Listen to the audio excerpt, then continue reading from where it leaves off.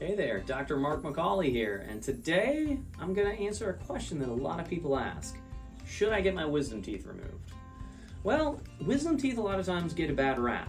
If they're coming in normally and you can chew with them and you can keep them clean, then there's really no reason to get your wisdom teeth out. But unfortunately, that's not always the case.